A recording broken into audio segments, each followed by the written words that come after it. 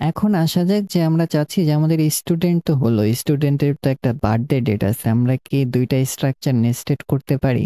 হ্যাঁ, আমরা ২ টা স্ট্রাকচারকে নেস্টেডও করতে পারি। অর্থাৎ আমি যদি এখানে আরেকটা স্ট্রাকচার ক্রিয়েট করি যে আমাদের স্ট্রাক্ট ডিওবি, ডিওবি এটাকে আমরা বলি ডেট অফ বার্থ এবং প্রত্যেকটা ডেট অফ বার্থে কি থাকবে? ইন্ট ডে, ইন্ট মান্থ এবং আরেকটা থাকবে ইন্ট ইয়ার। এখানে কিন্তু অবশ্যই সেমিকোলন দিতে ভুলবেন না। এখানে আমরা এটাকে ব্যবহার করতে পারি যে আমাদের ডিওবি কি হবে? একটা স্ট্রাকচার থাকবে এবং এটা কি আমাদের স্ট্রাকচার STRUCT স্ট্রাক্ট। এখন আমাদের যে ডিওবি এর ভিতরে আমরা ভ্যালু কিভাবে রাখবো? স্ট্রাকচারের ভিতরে স্ট্রাকচার আমি এটাকে একটু কলাপস করে দিচ্ছি আমাদের সুবিধার্থে। হচ্ছে আমরা জাস্ট যদি এখানে আবার সেকেন্ড ব্র্যাকেট দেই, ধরা যাক আমাদের date of birth ১, ১০, ১০০০ something like anything এবং দ্বিতীয়টার ক্ষেত্রেও আমরা কি করতে পারি? কমা দিয়ে আবার সেই ডেট অফ বার্থটা লিখতে পারি। এটাকে যদি আমরা রান করতে চাই, এখানে std2 এভাবে রান করবে না, কিন্তু এটা ভুল আছে। এটা হবে আমাদের @অ্যাড্রেস, ধরা যাক আমরা ১ নাম্বারটা ইউজ করব। এটাকে যদি আমরা রান করি দেন উইল গেট ইট। কিন্তু আমাদের প্রিন্টএফে তো ডিওবি আমরা প্রিন্ট করিনি, তাই না? তাহলে আমরা এই ফাংশনটাকে কি করতে পারি? আবার ওভাররাইট করতে পারি অথবা আরেকটা ফাংশনও ক্রিয়েট করতে পারি উপরে, যে প্রিন্ট ডিওবি। আমরা এখানে আরেকটা ফাংশন ক্রিয়েট করি যে প্রিন্ট ডিওবি এবং এটা কি গ্রহণ করবে? এটা গ্রহণ করবে আমাদের একটা struct DOB date of birth. এটাকে আমরা পয়েন্টার পাস করব না ডিরেক্ট পাস করব? আমরা জাস্ট ডিরেক্টলি পাস করি। আপনারা চাইলে পয়েন্টারও পাস করতে পারেন। আমি এখানে লিখতে পারি যে প্রিন্টএফ।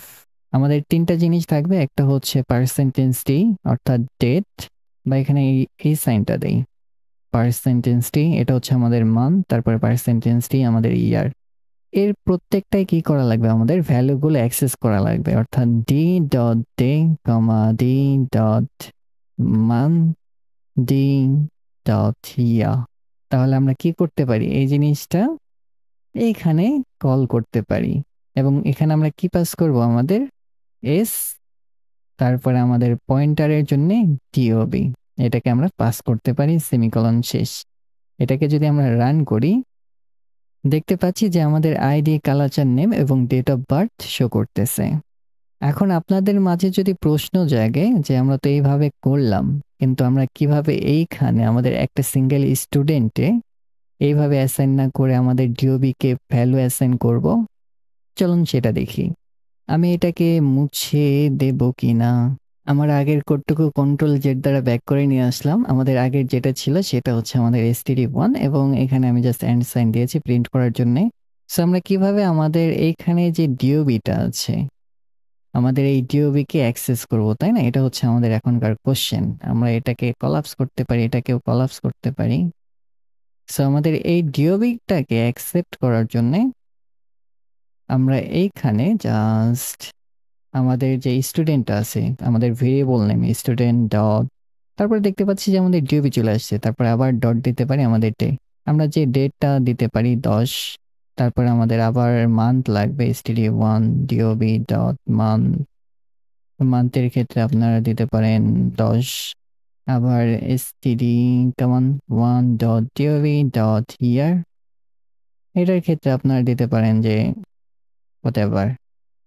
এখন আমি একটু ফরম্যাট করে নেই, ফরম্যাট অ্যাজ এ স্টাইল, জিনিসটাকে একটু জুম আউট করি।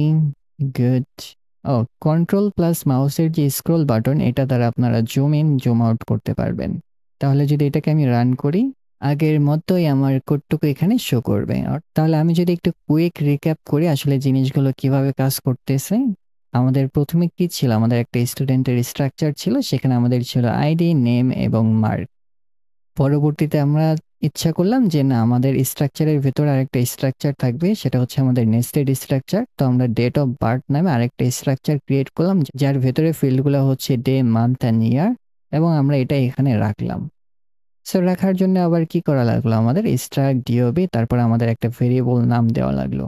আপনারা চাইলে কিন্তু এখানে মাল্টিপল জিনিসও রাখতে পারেন, লাইক আমাদের এই স্ট্রাকচারটা আবার ব্যবহার করবেন, ওকে, তারপর এখানে ডেটও দিতে পারেন যে কবে মারা গেছে সেটাও। সো যতবার প্রয়োজন আর কি, আমরা যেভাবে ডাটা টাইপ ব্যবহার করি, এবং প্রত্যেকটা স্ট্রাকচারের শেষে কিন্তু এই সেমিকোলন দিতে ভুলবেন না। এরপর আমরা দুইটা মেথড ক্রিয়েট করেছি। এটা হচ্ছে আমাদের প্রিন্ট ডেট অফ বার্থের ক্ষেত্রে আমরা জাস্ট এখানে ফরম্যাটার ইউজ করেছি, এবং এটা পয়েন্টার ছাড়া। আর্গুমেন্ট যখন আমরা পাস করব, তা আমাদের স্ট্রাকচার টাইপের সাথে আমাদের স্ট্রাক কিওয়ার্ডটা ইনক্লুড করে দিতে হবে। এটা হবে আমাদের ডিফাইন করার ক্ষেত্রে, এটা দিতে হবে আমাদের ইউজ করার ক্ষেত্রেও, এবং তারপরে আমাদের ভেরিয়েবল নেম এবং আমাদের স্ট্রাকচারের ফিল্ডগুলো অ্যাক্সেস করার জন্য আমরা কি করি, ডট দ্বারা অ্যাক্সেস করতে পারি। এরপরে আমরা একটা মেথড ক্রিয়েট করেছি, সেটা হচ্ছে আমাদের প্রিন্ট স্টুডেন্ট। সেটা হচ্ছে স্ট্রাকচার স্টুডেন্ট, এবং এটা আমরা পয়েন্টার আকারে পাস করেছি। আপনারা চাইলে পয়েন্টার স্কিপ করতে পারেন, কোনো সমস্যা নেই। আপনারা জাস্ট এইভাবেও ফিল্ডগুলো অ্যাক্সেস করতে পারবেন। সো পয়েন্টারের কারণে এটা হচ্ছে একটা আগলি ওয়েস। এটা হচ্ছে আমাদের ভেরিয়েবল নেম, তারপরে ডট, তারপর আমাদের আইডি।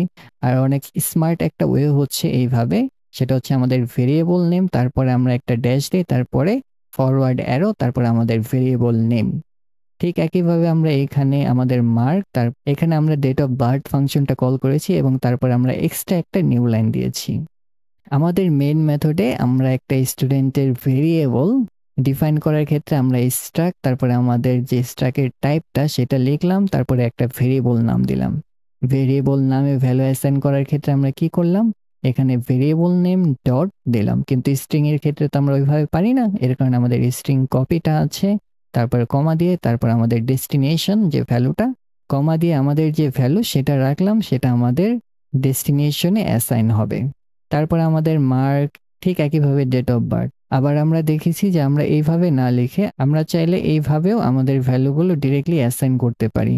এবং আমরা যদি চাই যে না, আমাদের এই জিনিসটা এইভাবেও রাখবো না, আমরা ডিরেক্টলি কি করব, এখানে কমা দিয়ে এখানে আরেকটা সেকেন্ড ব্র্যাকেটের মাঝে তারপর আমাদের ভ্যালুগুলো অ্যাসাইন করবো। অর্থাৎ আমাদের ডেট অফ বার্থ 10/10/10/10 হাবিজাবি যা হয় আর কি। ফরম্যাট করার জন্য ফরম্যাট ইউজ স্টাইল। আরেকটা জিনিস কি, আমাদের যে প্রিন্ট স্টুডেন্ট ফাংশনটা আছে, এটা যেহেতু আমাদের পয়েন্টার গ্রহণ করে, এর কারণে আমরা অ্যান্ড সাইন ইউজ করেছি। যদি আমাদের পয়েন্টার না থাকতো তখন আমরা কি করতাম, আমরা এই অ্যান্ড সাইন ইউজ করতাম না, আমরা জাস্ট এভাবেই পাস করতাম।